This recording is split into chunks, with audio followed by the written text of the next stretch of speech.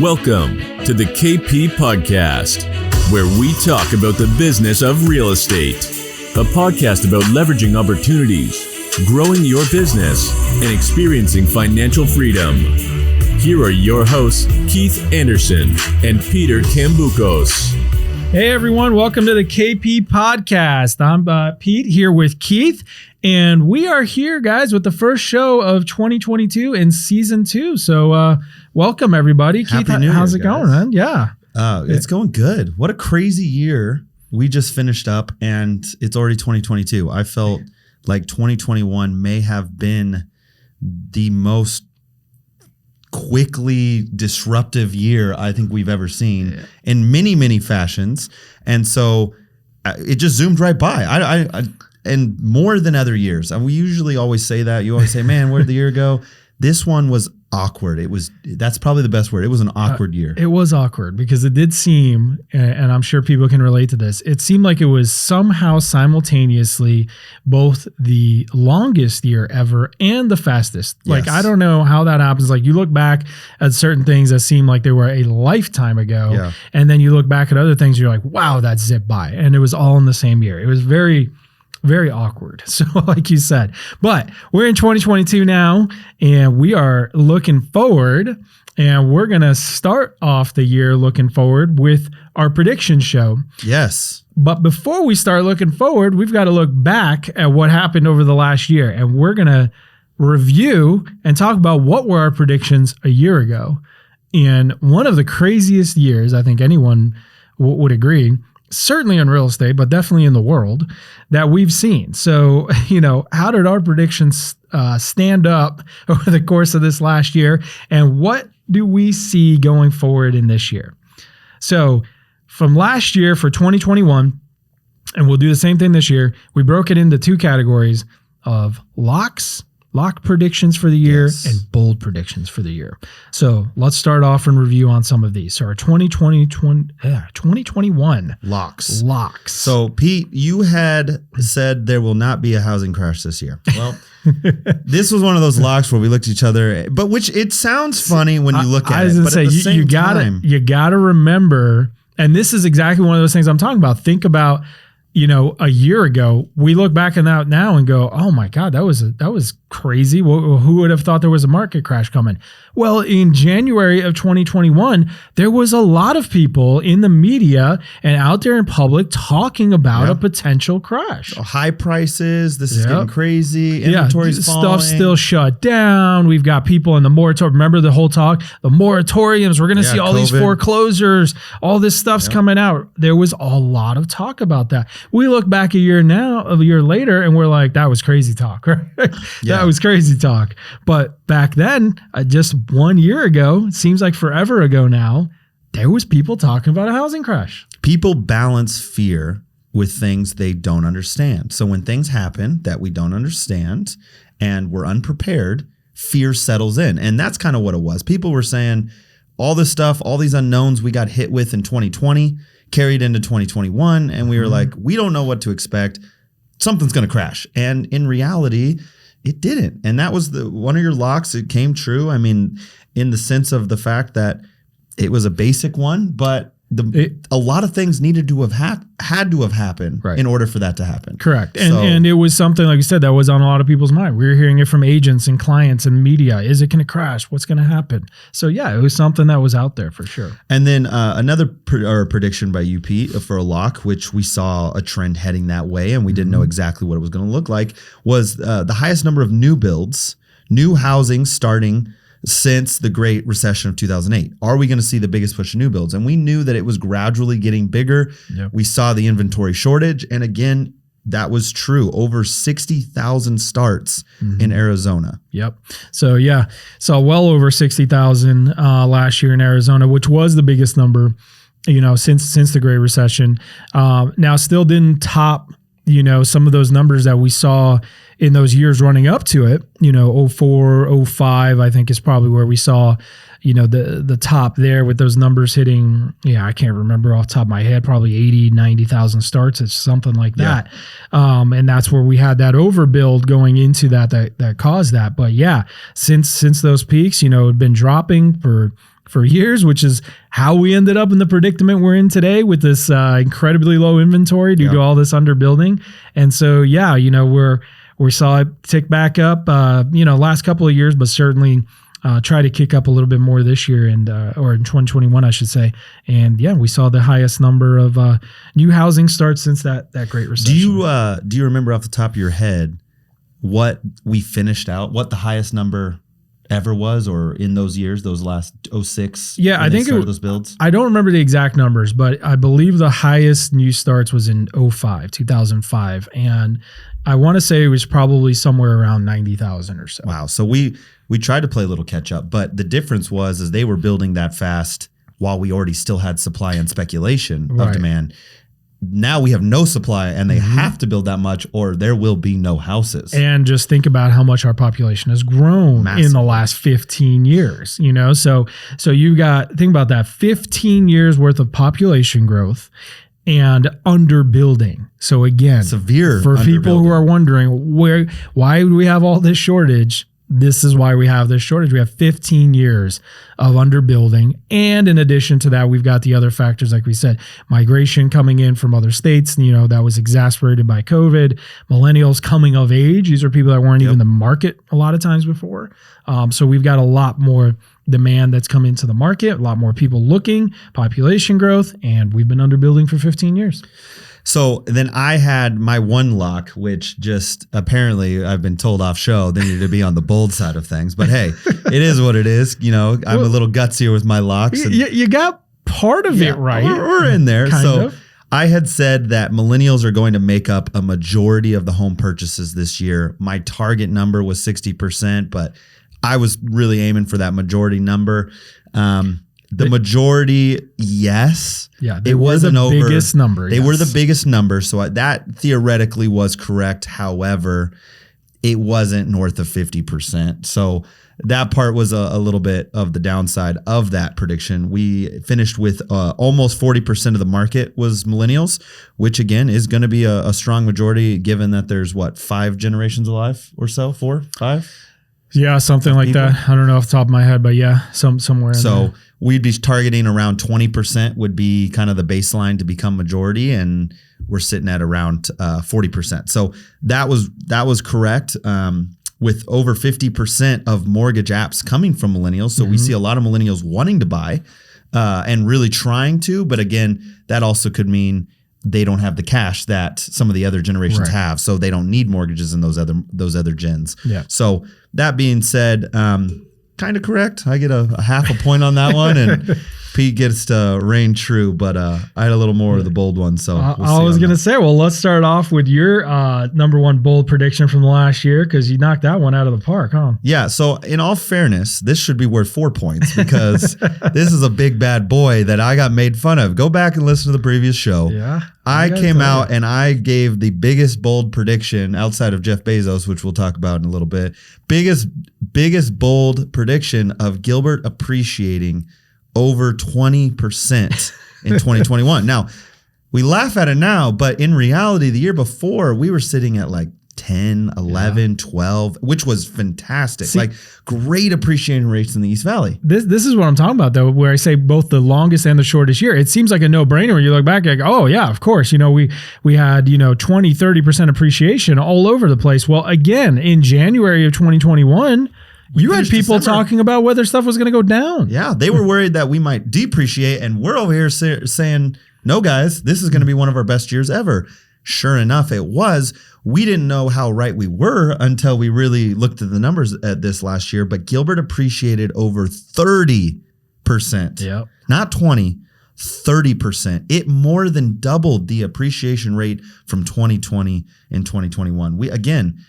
It was crazy to have Gilbert appreciating year over year in the teens. We were sitting in the low teens and just ecstatic because that just meant a healthy market and a lot of success here in the East Valley and the whole Phoenix Metro.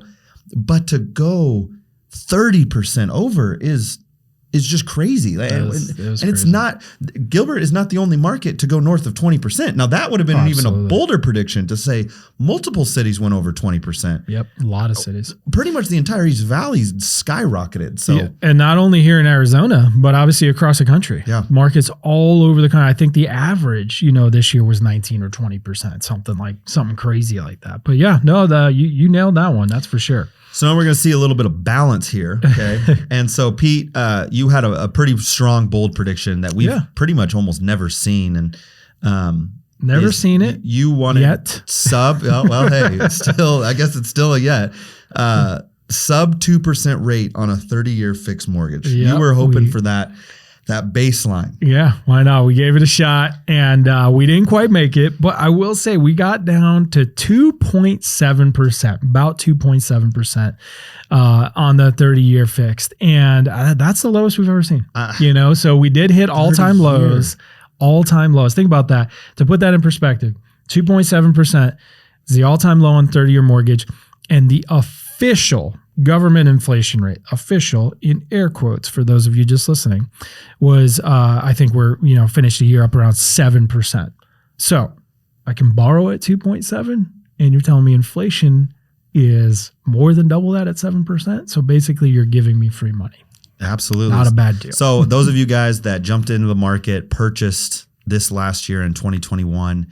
Even seeing the price increases, seeing what was happening, and seeing the low inventory, and being told it's a seller's market, but when you have that clear sight and say, no, it doesn't matter. If I'm getting a 2.7% interest rate, I win just based on inflation, let alone the houses are continuing to appreciate. So congrats to you guys. You missed it just barely, Pete, but I mean, a strong, bold prediction. You were still close.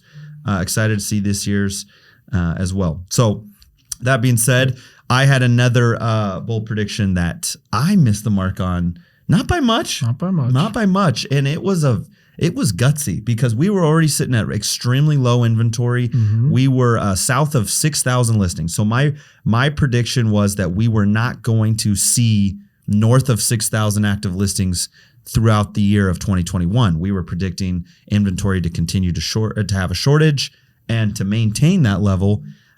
We finished the whole year, and we were like, right now we're sitting in between 6 and 8, somewhere in there, throughout time, 7s. But I was right up until November? I was going to say, you were probably right up until somewhere around September, October, November. In there. That third quarter, all of a sudden we saw a little bit of a pullback and gained some inventory, which I was like, dang it, man. But I mean, I almost had it, but you expect it. Yeah. With appreciation rising that much and affordability being challenged that much, with interest rates also a little climb over the course of the year and not being 2.7, like they're not 2.7 right now. Like we've seen some of those things happen near in the fourth quarter. It was almost, expectable to have those active listings climb a little bit. Like you said, we were barreling down the freeway. Yeah. We got to catch up a little bit, right? Yeah. And we got to, sub 5,000 at some point. And so, yeah, we were seeing it come down most of the year. And like I said, didn't get out. I think, 7,000, just over 7,000 was probably where we topped out. And like you said, we're already back down now, back down below 6,000 at this point, mid-January already. So, there was a little blip there, so you almost made it. A little blip, but we're back down. So close. Stupid fourth quarter, No, but it's exciting to see that impact. That's why you want to know the appreciation reason. That's a strong factor of it right there. That's the factor. Yeah, we have lowest inventory across the whole year than we've probably ever seen. So that's significant. Now, the next one was a little bit more painful to hear, but this was for you. So we'll go through these last two quickly and get into the 2022 predictions. But special for Keith, we had that there was the possible trade talk with Russell Wilson. Where is he going to go? And my prediction was that he would get traded to the Denver Broncos. That didn't happen. It didn't. It probably should have. How did that work out for you this year? Record. Yeah. We didn't make the playoffs. You guys make the playoffs now? We'll touch base on our fantasy or our football prediction show here in the next few weeks after the Super Bowl. However, maybe you guessed it just 1 year too early. We'll see. Who knows? Could be. That's what I was going to say. You Maybe there's still a chance. And then with your out of the box bold one here, you predicted that Jeff Bezos would be Iron Man in 2021 and have a metallic armored suit. Now, I will give you this. I got close. You kind of got close because he didn't do that. It wasn't a suit. But what did he do? Yeah, I mean, he got into space. He went into space. Like, and he's just an average Joe. Like, he paid his way into space. I don't know, like, whatever you want to call it. I would say he's on his way to being Iron Man, right? That's another stepping stone. Well, so again, on these last two, maybe we're just a year early. We might be just a little bit early. He did have an iron item take him out to space. Yeah, so I mean, maybe every year he just gets it a little bit thinner and it just works to his body at some point here. You're considering the rocket that went up, that could be his suit. Yeah, that was his iron suit to get him to space. So we'll see. Maybe that's building the terribly, suit in space. Amazingly, I would say you weren't terribly off. Give me 10%. I'll take a 10%. He did something that Iron Man would do. Let's put it that way.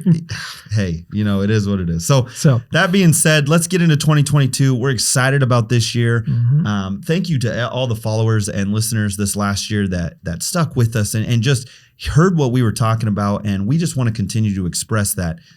We're excited about the market. We want to convey knowledge to you guys and just be a resource to your guys' business and to the consumer out there that wants to share and grow their knowledge in the industry, especially here in the Phoenix Metro. We're going to continue to talk a lot about the country as well as a hyper focus on our market, like we did last year, as this ever evolving, changing economy happens, especially in the real estate industry. So that being said, let's kick it off. Pete and I, we both have a couple locks. Mm-hmm. We'll go through them pretty quick. Pete, your first lock. Let's hear it. Yeah, so I wanted to put a little bit different take, especially after what happened last year. And, still people wondering now, should they buy? What's going to happen with prices? Well, this might give you some insight as to where my head's at and what we think is happening.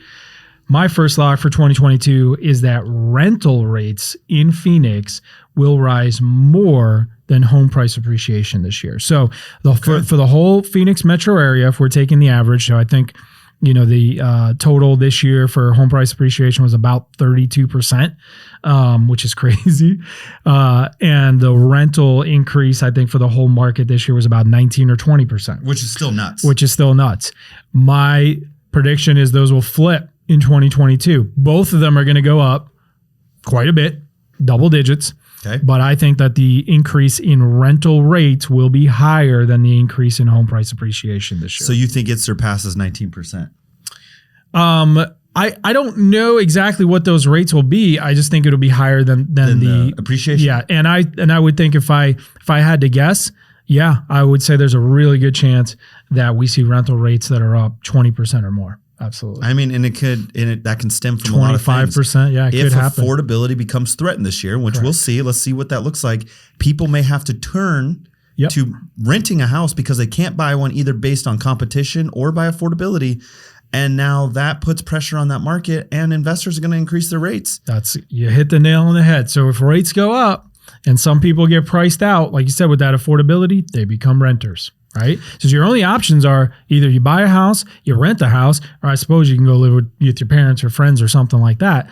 But those are your choices. So if you can't buy, you can't afford. If you're getting driven out, you got to go rent. And that's what's crazy. And you get driven out because you can't qualify for such. However, your rental payment may then again be higher than your mortgage payment. Yeah, so not only do you not get a lower payment by purchasing, like now you have to rent and pay more money. It's like a double hit to someone trying to afford to buy a house. So it'll be interesting to see what this market turns in that sense.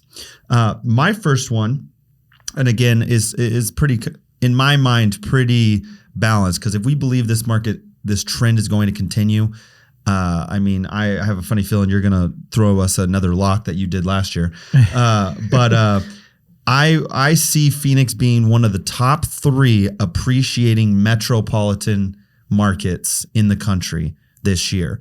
They've maintained top 5, top 10 for the last decade over growth, as we've seen a lot of the growth in percentage wise, not necessarily price points, but percentage wise. And Phoenix has always been one of the more affordable markets in the country.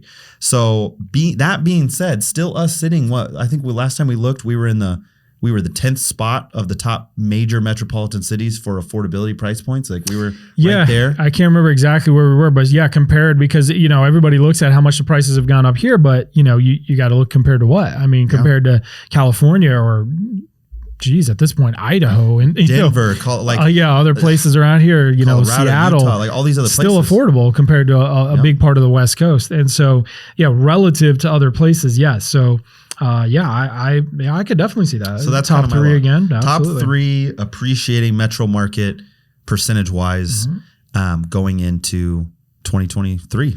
Okay. All right. So let's go with my second lock here. I think this year in 2022, we will hit all-time low inventory again. So meaning a new all-time low. So we hit an all-time. So as long as we've been keeping records in Phoenix, we hit an all-time low in active inventory last year in 2021. Okay. I think we break that. I think we will go, and I think pretty quickly. Even lower. I think probably in the next 2 months here. 2 months. We will hit. Pete, I'm writing that down because I need some ammunition. That's probably, but I think relatively quickly. But my lock is we're going to hit all-time low inventory again this year, lower than we did last year. So what you're telling me is your lock again is there will not be a housing crash this year. Is that what you're telling me? I think we can say that. Yes. That's a nicer way of putting it. And think about it, because of what we're talking about. There is no inventory.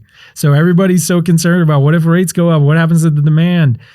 The demand has never been, or hasn't been over these last 2 years, hasn't been what's been driving it. It's the lack of supply, and that's not changing. So if home builders continue to skyrocket these permits like they have been, how long is this thing going to take to catch up? Because if they did 60,000 last year, I mean, they got to be on pace to maintaining at least that this year, if not maybe more. We would hope, but we're running into supply chain stuff and everything that we've seen everywhere. So they're seeing their costs increasing. They're seeing permit delays.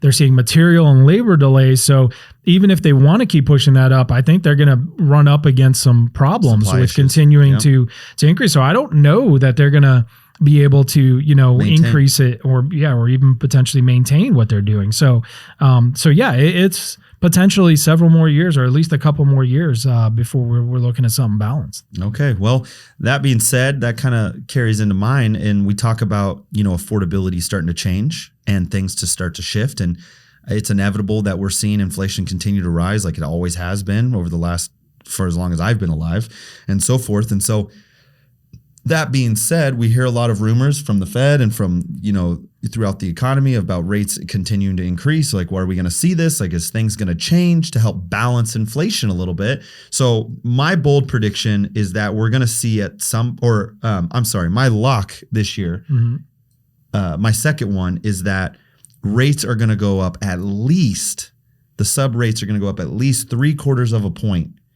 throughout this year at some point. So we are going to see it 0.75 of a point higher than it is today. So today, what were subs this morning? We're sitting at about 3.9-ish on the 30-year. Let's round up. Let's say they're 4. Okay. We're going to see 4.75 on the 30-year. On the 30-year at some point this year for sub. Okay. Which, keep in mind, look back at our previous bold predictions, 2.7%. You said sub 2 last year, and we hit 2.7, and we are now sitting near 4. So even from then, we've seen a significant rate hike. Almost double. Like it's crazy. Yeah, we've seen rates run here, especially recently, in the last month or so here with the Fed talking about raising rates. So I like that one, and it's interesting because here we go into the bold predictions, and I'll kick it off with my first bold prediction because it dovetails pretty well with your lock right there. And I think even though mine is it's different than yours, we can both be right on this. Yeah. And I think if I had to guess, we will both be right on this. So your lock was, we're sitting at about 4% right now on the 30-year. Rounding, that will go up 0.75% to 4.75. My bold prediction is that we will end the year with lower rates than what we have right now. Now, I will go one step further to say I think we're both going to be right on this because I do think I do. Yeah, maybe that's, and I kind of think this is what's going to happen. We will continue to see rates rise here for a little while, and I think they will be higher than the 4% that we are now. I do, and I agree with you there. But I think at the end of the year, I don't think the Fed can go through with all the rate hikes that they're talking about. I think they're going to be forced to reverse course at some point, and I think that we'll end the year back under 4. So what basically by saying that specific thing right here, you're seeing this little kind of like blip, go up and down, if you will, in the rate market, the bond market. So we're going to, if that happens, we are going to see a pretty good sizable refi push probably coming to the end of next year.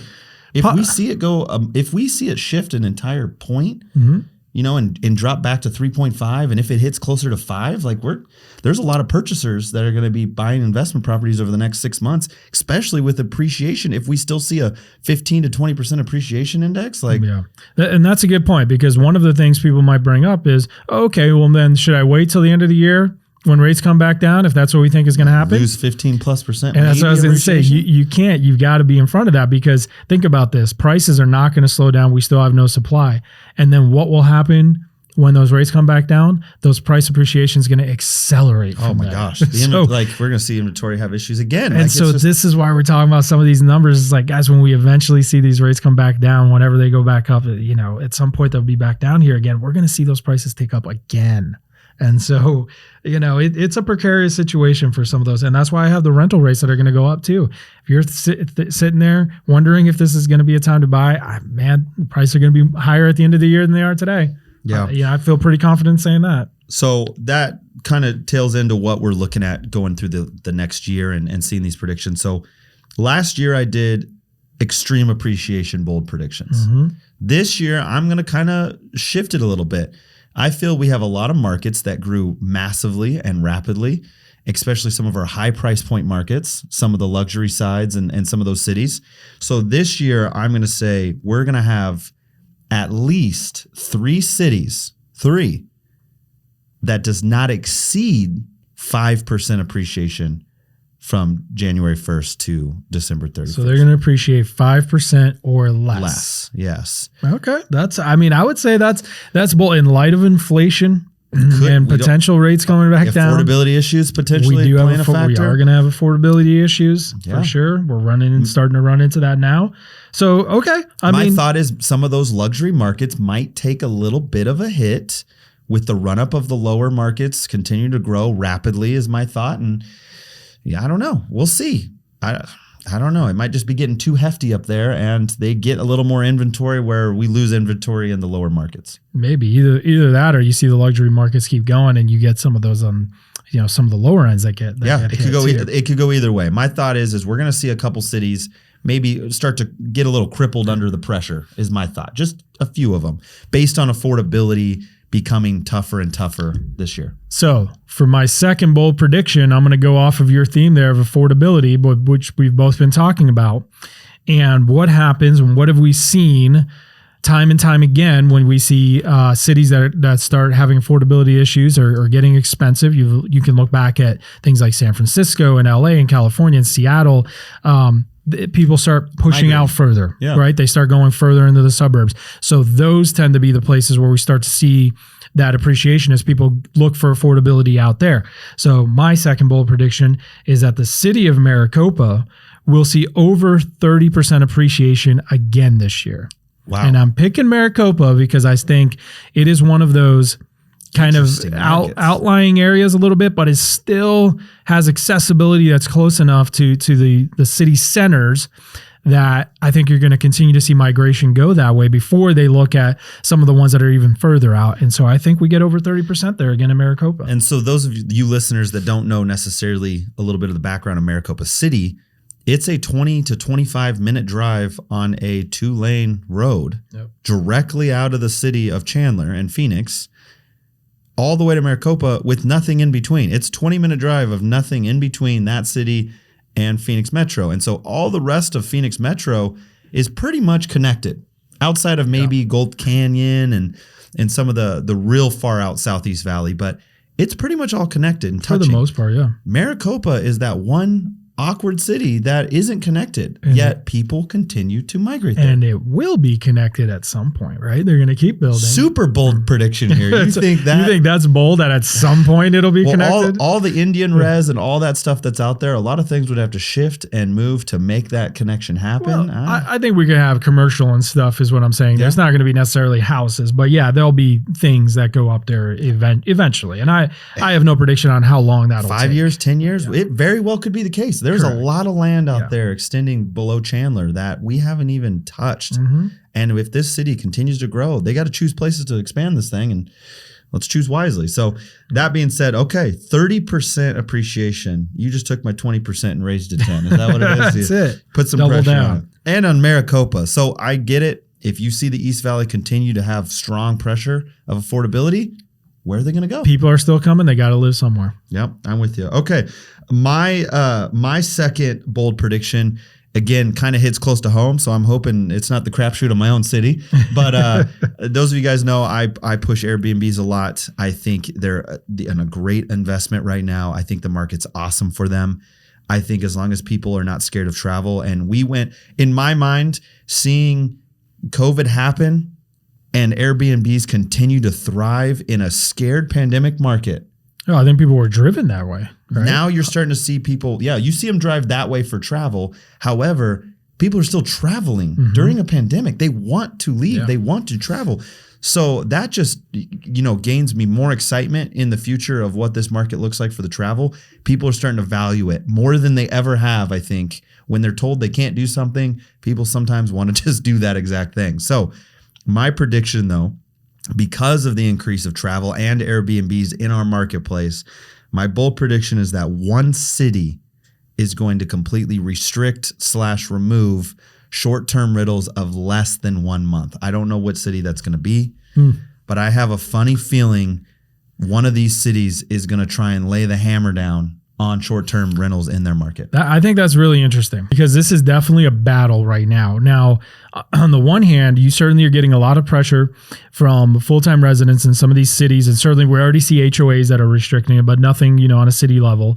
But there is more pressure coming. However, kind of what you just said too, on the other side is more and more people are using them. More and more people are becoming short-term rental owners. And so now you're getting a bigger cohort on that side that's going to push against it. Yeah. And so it'll be interesting to see this battle. I do think that's an interesting one that certainly could happen.